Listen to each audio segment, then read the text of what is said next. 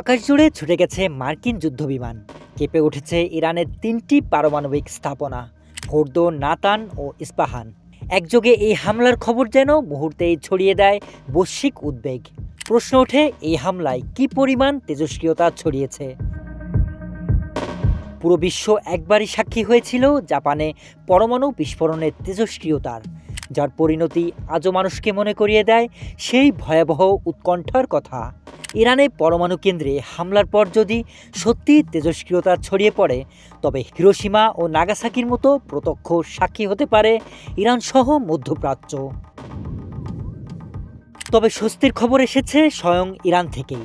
ইরানা সংবাদ সংস্থাকে দেওয়া এক বিবৃতিতে ইরানের পারমাণবিক নিরাপত্তা ব্যবস্থার প্রধান জানান, মার্কিন হামলার পরও ক্ষতিগ্রস্ত স্থাপনার বাইরে কোনো তেজস্ক্রিয়তার দূষণ বা বিকিরণ পরিলক্ষিত হয়নি।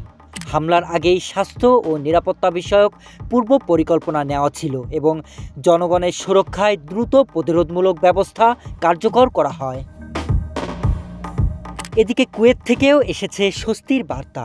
দেশটির ন্যাশনাল গার্ড এক বিবৃতিতে জানিয়েছে, তারা কুয়েতের আকাশসীমা বা জলসীমায় তেজস্ক্রিয়তার মাত্রা বৃদ্ধির কোনো লক্ষণ পায়নি। পরিস্থিতি স্বাভাবিকই রয়েছে।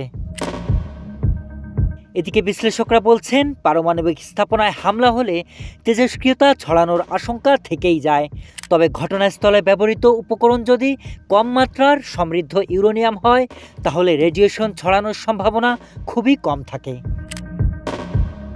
তবে আন্তর্জাতিক পরমাণু শক্তি সংস্থা IAEA এর পক্ষ থেকে এখনও কোনো আনুষ্ঠানিক পর্যবেক্ষণ প্রতিবেদন প্রকাশ করা হয়নি।